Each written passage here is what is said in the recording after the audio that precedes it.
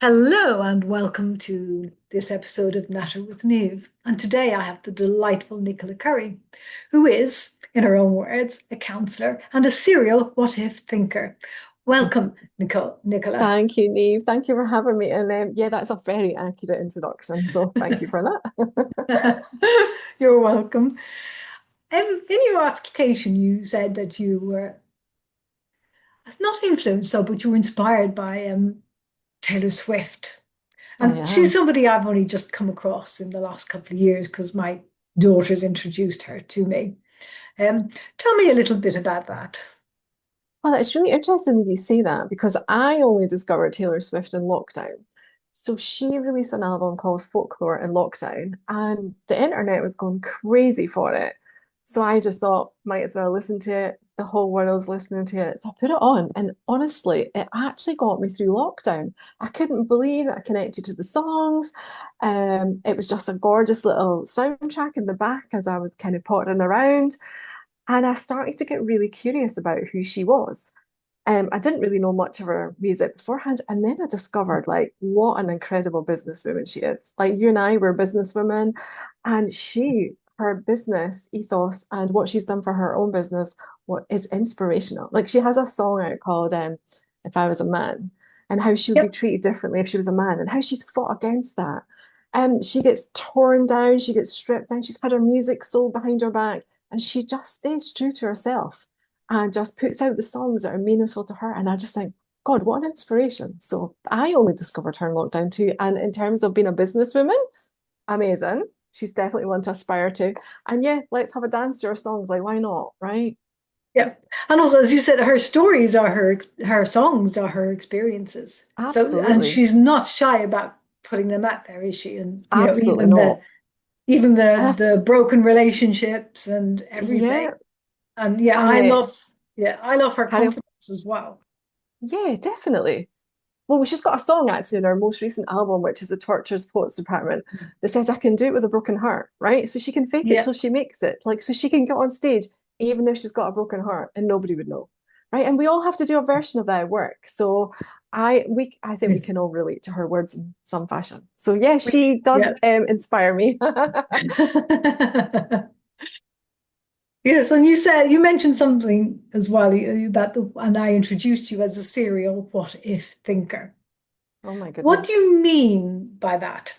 What do I mean by a serial what if thinker? So at least once a day, if not 100 times a day, I will catch myself going, "Oh God, what if?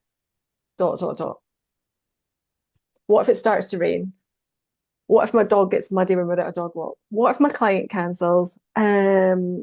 What if I forget who's coming? Like, what if? Like, it's in my head all the time. I find myself every day at some point thinking, what if? And And how do you does know that something? impact how does that impact you? Yeah, well, it depends. It depends. I can talk a little bit more around that. But what I wanted to say Yeah. is, I know I'm not alone in that. I'm a counselor. I have lots of clients that come to see me. They're often in what I'm thinking. And the difference is I can recognize that in them and I can also catch myself doing it to myself. So the question you asked me is, how does that affect me? So some of the smaller ones, like what if it starts to rain? What if I get wet? What if my dog gets muddy? What if my clients cancel? Like they don't impact me massively. Like I notice that. Yeah. But there's definitely been times in my life where what if thinking has absolutely paralyzed me. So I have gone from one extreme to another. And quite Yeah. often I can find myself in the middle, depending on what the situation is. So I could say more around that. I don't know if you want me to start saying Yeah. more or Keep going. Off you go. Tell your story. yeah, so part of me tell my story is that and it's quite a long time ago now, but the story is actually so relevant even today. So my daughter's 32 and she was a baby, maybe one.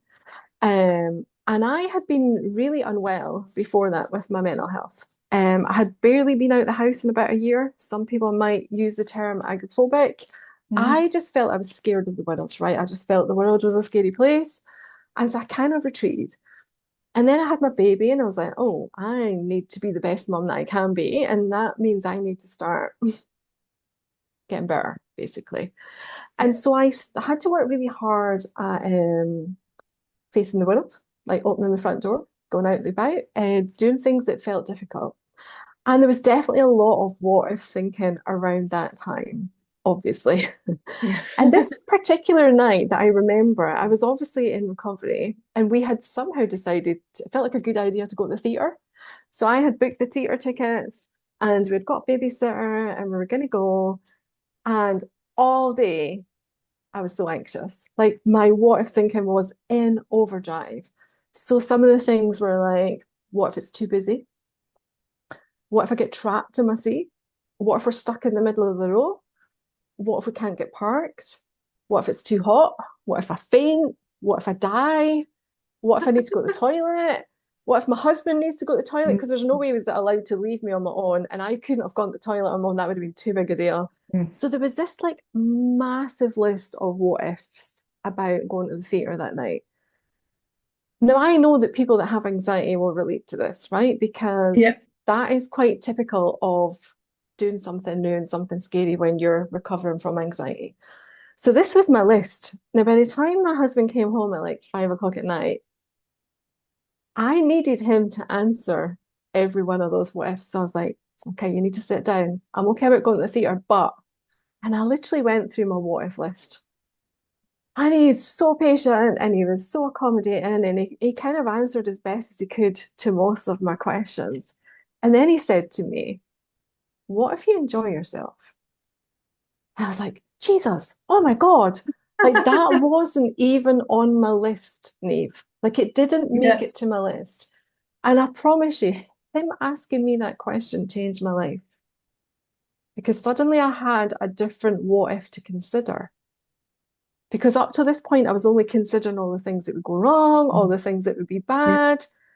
But he said to me, what if you enjoy yourself? And I literally couldn't answer the question. I was like, oh, I don't know. Okay. And so from that question, that kind of gave me the courage to go. And what actually happened that night was we didn't get parked near the theatre. It was really busy. I wasn't at the end of an aisle. Um, it was really hot. I think I did cry at one point because it all felt overwhelming. Mm. And I enjoyed myself. So it wasn't smooth sailing, and I Yeah. enjoyed myself. So for me, that night was a test of like, okay, I can have all these anxieties. Some of them can still come true, and I was okay. And actually, I had fun. Right. Yeah. So there was something about that night that turned something around for me in terms of my recovery. And I still talk about it like 30 years later, right? Because it's such a defining moment. And so when I have clients in front of me in their what if thinking, I can maybe ask them a question that isn't on their what if list yet, right? That hasn't made it to their list. So there's something about recognizing what if you enjoy yourself hadn't made it to my list. So I kind of play around with that still, even in my own life and with other people. Yeah, I mean that's very powerful because I think our brain puts us into those negative what ifs, doesn't it? Because it's trying to Yeah. protect Try to us. protect us. Of course it Yeah. does. And so we have all the negatives, but as you said, we how often do we actually flip it around? Yeah. What if I actually enjoy myself? Yeah. Like it literally stopped me in my tracks, that sentence. Yeah. What if it goes well? Yeah. And we Yeah. don't.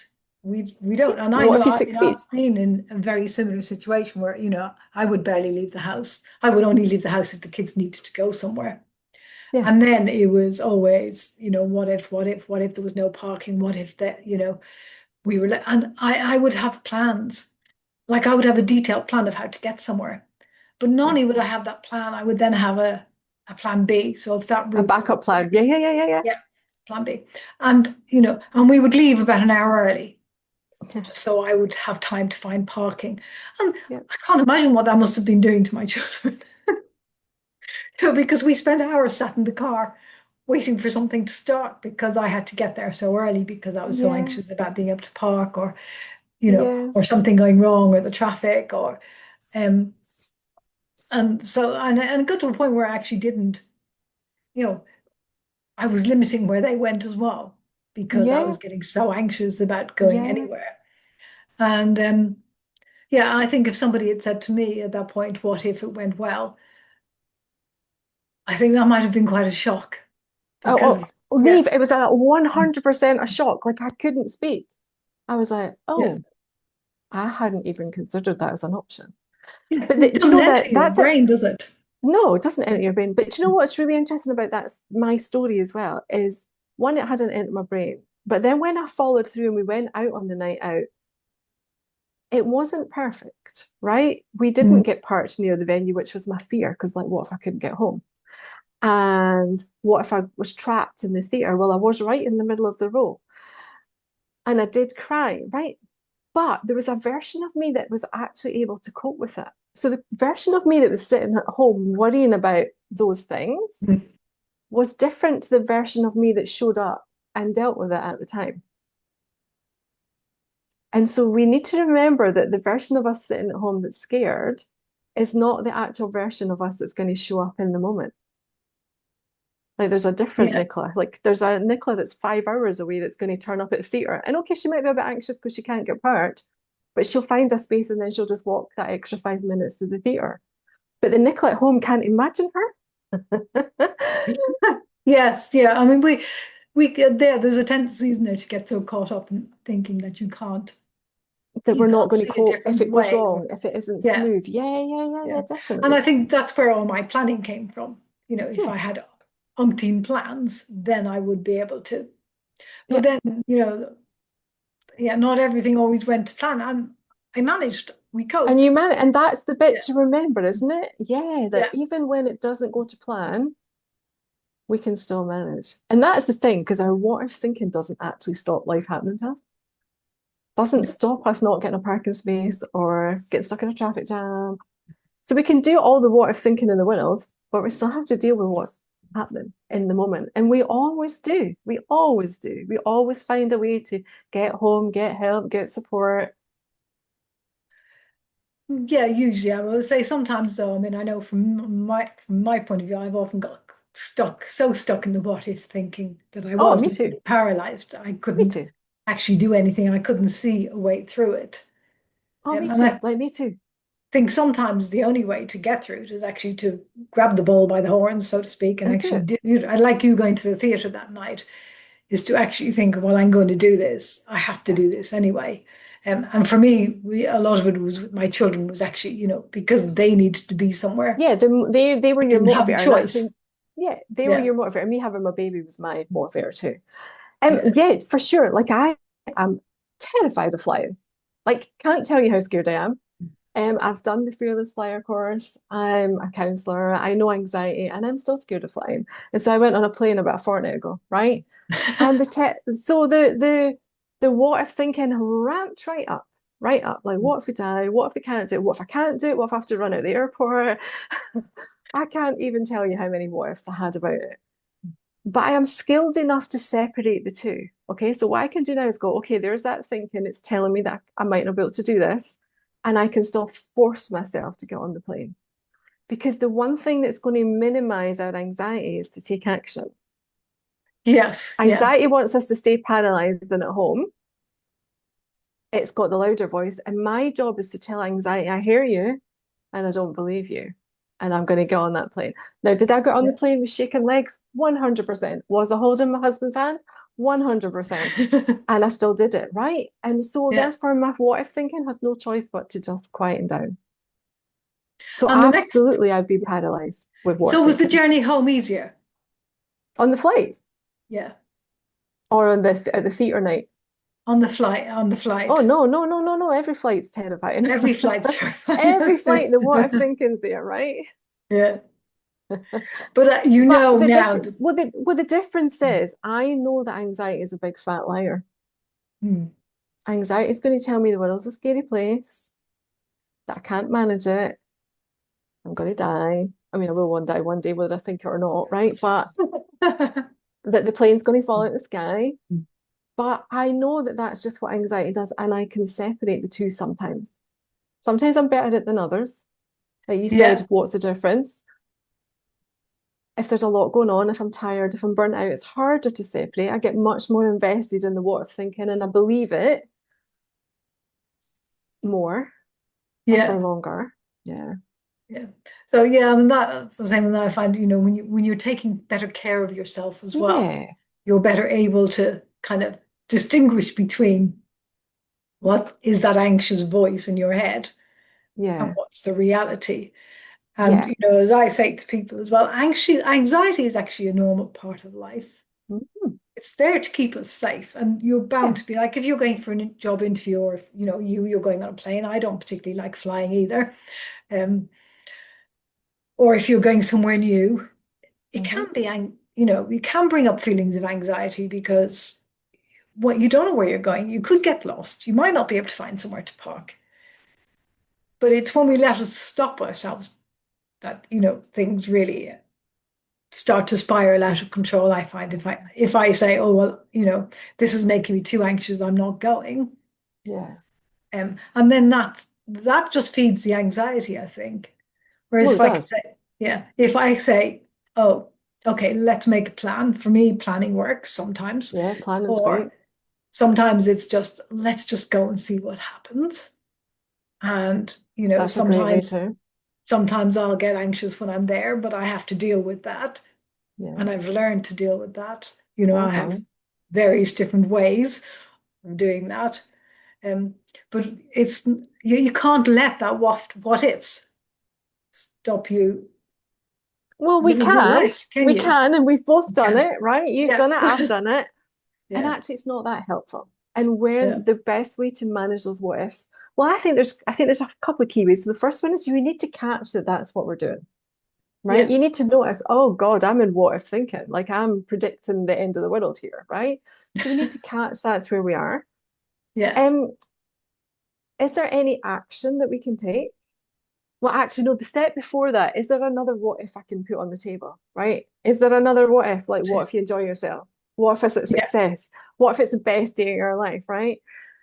So, is there another what if that I can put on the list? I always ask that, right? So, if I'm going on a plane and my what ifs are telling me that we might crash, I might say, what if you have the best holiday ever? That quite often gets me on the plane, right? Yeah. So, is there another what if we can put on the list? Is there any action we can take? So sometimes there's things. So say I was worried about my health. What if I've got a brain tumor? What if I've got a urine infection? What if I've got an urine infection? Is there anything that I can do to help that? So can I phone the doctor? Can I take action? Is there some way of checking out that evidence, right? So Yeah. sometimes there's something about action. Um, somebody said to me, you should play the what if game, right? So what if you don't get parked to the theater? Well, I'll have a longer walk. Okay, so what if you have a longer walk? Well, I might be a bit anxious, but I'll still get there. So it's about taking all your what ifs to the end of the road. So can we play the Yeah. what if game? So what if you can't get parked? Um, so what if the plane crashes? Well, you'll be dead, you won't know, right? And then the other thing that I try to say to myself is like, will it matter in a year's time? So I recently did a workshop or put on a workshop that I was trying to fill, and there was a lot of anxiety about what if I don't sell any tickets, right? And actually, I didn't sell any tickets. I didn't really market it very well, and I didn't give myself enough time to promote it. So my what ifs came true. I didn't sell any tickets. That was about 3 months ago. Mm. Nobody cares, and I'm not even remembering it. Like I've moved on. So when we actually Yeah. think about, will this still be important in a year's time? It's probably not. Like all that what ifing I did about getting on that plane doesn't matter. So Yeah. there's kind of little ways that I use to help myself, and those are my ways, right? Yeah. Yeah. I mean, they do say if it's not going to matter in 5 years' time, don't spend more than 5 minutes thinking about Yeah, it. precisely. We do, right? But yeah, I mean, it's so easy to get caught up in those. What, and I love that you know what, and that you take all your what ifs to the end of the road kind of Uh, thing. I mean, for me, if you know, what if I can't get parking nearby and I have to walk a bit further? For me, that's great because I that's have a great because you get your Fitbit. exercise in, I yeah? Fitbit, and I can get extra steps in. You know, more calories, more steps, more calories. You know, Yeah, but yeah, it's kind of I love that actually. That's and I think that is something I do, but I hadn't put into words. yeah. So it's really nice to kind of have that, yeah, taking your what ifs to the end of the road. So, you know, you keep what ifing yourself until actually you get to a point where either it doesn't matter or you have a good outcome from it. Well, do you know that other thing to notice as well, right? So my husband was getting on the same plane as me, right? And he wasn't freaking. So is it the plane that's scary or is it my thinking about the plane? Because he wasn't having the same thinking as me.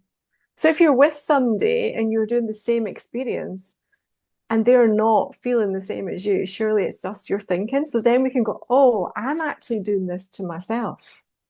Yeah. Because we're both getting on the same plane and he's not freaking.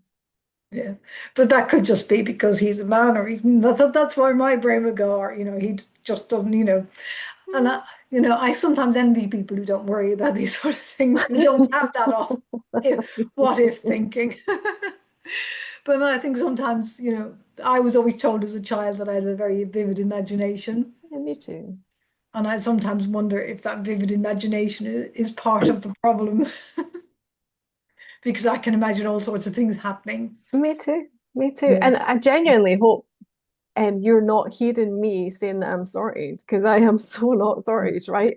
Like only 2 weeks ago, I was what if about a plane. Today, I've had loads of what ifs. I can't remember what they are, but there's been hundreds of them. So that idea of somebody being sorted and not having that creative imagination and not imagining the worst case scenario, like does that exist? Maybe I don't know. Maybe not. I Well, don't. I doubt. it doesn't exist in my world, right? And that's okay. Yeah. That's what makes me me. And that's what makes me I'm. connect with people. And that's what makes you you. And you connect with lots of people too. And Yeah. there's something about your honesty and sharing and my honesty and sharing that actually people find so much value in. Yeah. I mean, I was having what ifs. This is my second podcast recording of the day today. And I've been having what ifs, all morning about what if I don't ask the right questions? What if I don't connect with the person and I can't find anything to talk about? What if and so Hmm. actually, most of the recordings I've done so far are people that I barely knew. Wow, that's interesting, isn't it? And it's all gone really, really well because I know one of my skills is bringing out people's stories and Yeah. asking the right questions. And I just have to come back into that trust in me and who I Yeah. am and forget the what ifs in my brain. And, and then I have to go to the end of the road with that as well and think, well, what if What if it that does doesn't work? happen? What if we don't have a conversation? Well, yep, it's a bit of time lost. I don't put anything up. We move on to the next one. See, You you've already know, answered your question. That's amazing, yeah, right? And nobody cares yeah, because, like, in 3 months' time, who's going to remember that that didn't work? Nobody. yeah. Well, nobody's even going to hear it if it doesn't Yeah, work. And nobody's I even going to just, hear it, right? yeah, I would have to go groveling to somebody and say, I'm really sorry, but that didn't work and I'm not going to publish it. But, but then they would know it wasn't working anyway during the conversation. So, So, so what I yeah, loved about hearing your story about even today, right? You've recorded 2 podcasts and you had a lot of what if thinking about it. You've noticed it, right? You noticed it today, you noticed it building up, and you still showed up for the recordings, right? So what you're doing by showing up, despite your what if thinking, is you're just kind of like minimizing it and you're kind of showing anxiety that, yeah, I hear you, but I'm still going to do it. yep. Hmm. Exactly. Because actually, when I'm doing it, it's more fun than, It's way more fun, right? Isn't it? And yeah. that's the other what if that could go on the list. Like, well, okay, what if they don't show up? What if I can't get a connection? What if we have a great time? Yep. Right? And here we are. Well, I'm having a great time. I don't know about you, right? Yep. But Me what if we too. have a Yep. great time? Okay. Yeah. I mean, I love talking to people.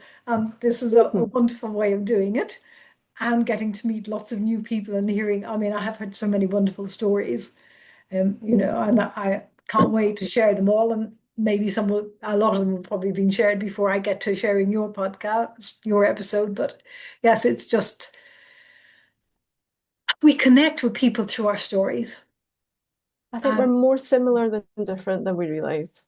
yeah, and I think there's a lot of, I don't know so much stigma, but there's still a lot of, I know people don't want to admit to kind of to their overthinking, to their anxiety, to their depression. There still seems to be this kind of thing that we need to keep it to ourselves, not ask for help. Or there's, you go the other way and you look at, like, I remember when my youngest was a teenager, every group or social platform she was on, all they ever seemed to talk about was anxiety or depression or whatever. And it seemed like it's either you ignore It it becomes an or identity everybody's almost. talking about it. Yeah. And I had to say to her, that's just the places you're in. Yeah. you Yeah. because you've chosen to go into those places. You Yeah. are feeding your own anxiety by going into these places and listening to everybody else. Yes, you're seeking validation. You're seeing that, oh, everybody, there's lots of other people that feel the way I do. Yeah. But Because when you're you're in those getting, places. Yeah, yeah, yeah, yeah, yeah, yeah. when you're All in the those time. places, but you also need to be in other places where there are people not talking about it, where there are people talking about the good things in life, and then you can see Yeah. both sides. But what we don't want to step out of is into the place where they're just saying, like, my Well, ex, it very becomes an much get on identity, with doesn't it. it? Yeah, yeah. And Yeah. actually, that was probably true for me too at one point. I thought I was anxiety, right? And Yeah. actually, I did an exercise with somebody. We got this huge bit piece of paper, we had to split it down the middle. And on one side of the paper, you had to write all the things that you were good at, all the things that you quite liked about yourself, all the good things that people had said about you that you liked. And then on the other side, the things that you didn't like. So on this side, it was full of good things, skills, capabilities. And on this side, there was three things. And one of them was anxiety. And I actually burst into tears because I actually identified myself more by my anxiety than the rest of the things that were on the page. And I was like, actually, I'm not anxiety. Like, anxiety is a tiny little part of me. Feels Mm. huge when I'm right in the middle of it. It really did. But I'm all these other things too that I had forgotten about. And so if we only focus on I am anxiety, well, we forget who we truly are. I actually don't even like the word anxiety anymore. I've got to the place now where I like to replace the word anxiety with the word scared. So I could say I've Yeah. got anxiety about flying, but Mm. actually, if I say I'm scared to get on a plane, that feels like we can do something about that. If you see a little Yes. child that's scared, you just pick them up, you give them a hug, you reassure them. They're just scared. I'm just scared to get on a plane. It's okay. It's okay to be scared. And that feels Yeah, much softer, doesn't it? That feels much it more does. Yeah. inviting. I mean, one of the things I talk about a lot is the language we use around it. Like when we say things like, I am anxious or I am depressed or I hear My a lot of young anxiety, people yeah. talk my anxiety. No, it's not yours. It's not a possession. It's not part of who you are. It's a feeling. Something you Feelings experience. pass. And in Irish, we don't, Yeah. we say, like, so if we want Tá imni orm, that means the worry is on me. Oh, that's so good. So, and I mean, I don't know if you know Gaelic, it's probably similar in Gaelic. I don't actually know. So, yeah. I probably should, but I don't. So, I don't know. or sadness, Tom Bryn Orm. So the Yeah, sadness sadness is is on on me. me. So Yeah. we recognize it as something that's passing. It's not actually something Yeah. that we take That we ownership are. or that we are. Yeah. Yeah. So, and it's the same with that what if thinking. Yeah. It's, as you said, it's just our thinking. It's not Just who the we thinking. are, but Not who I am. we can make it part of so much part of our identity, can't we? Yeah. That it holds us back. And Yeah. when we can separate the two, when we can separate that thinking from who you Yeah. actually really are. And I love that separate piece of paper. And I know I did a similar exercise with that years ago, but when I was in the midst of depression and my side with all the things I liked about myself, there was nothing on there. Okay. Okay. That's changed Yeah. over the Good. years, and Good. but it started with having to just find very small things. And I will say to Yeah. somebody, even if it's just the shape of your little fingernail that you like about yourself, Oh, yeah. down. If it's the Yeah. color of your eyes, it Yeah. doesn't matter. You just find one little thing to start with, Yeah. and then you build on that. Yeah. And Yeah. it's the same with the what if thinking when you just flip that round. What if I had fun? Yeah. What if it didn't rain when I was out and I didn't get Yeah. wet and I came home Oh God, the dry? amount of times I've gone out the front door thinking, oh God, what if it rains? And it's never rained. It's never rained. Like never. I could have stayed inside because of my thinking, right? Yeah, exactly.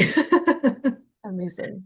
Or, So yeah, what? I'm a serial what if thinker. And actually I sometimes smile at some of the things my brain creates about what if thinking. Like, really?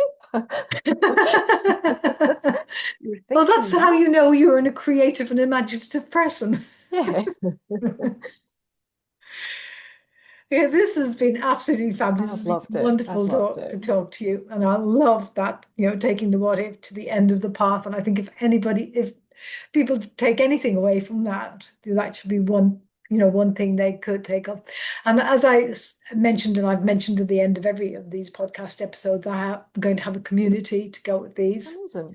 Um, So I would like you to join that community as I'd well, love to where join people that. can contact you. But if people resonate with what you were talking about and they did want to contact you, where would be the best place to find you? Oops, I think you might be frozen.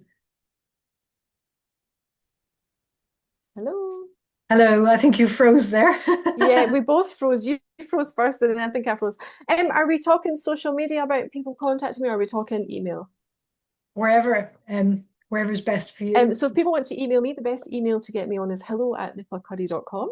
If you want to come and find me on Instagram, I am the private practice mentor with underscore in private and practice. I can definitely put that on Facebook I mean, yeah, somewhere if I will somebody put wants that to with chat. all of Yeah, that yeah, with the with the podcast. podcast. Yeah. But yeah, definitely feel free to get in touch. I'd love to hear from anybody that got something out of this podcast. Yeah. Well, And thank remember, you there's very much. always something else to go on your what if list There that you've always not thought is, about. yes. There always is. Thank you Lovely, so Niamh. much, Lovely to meet Nicola. you. Thank Thank you for you. letting me chat. Take care. Thank you. Bye.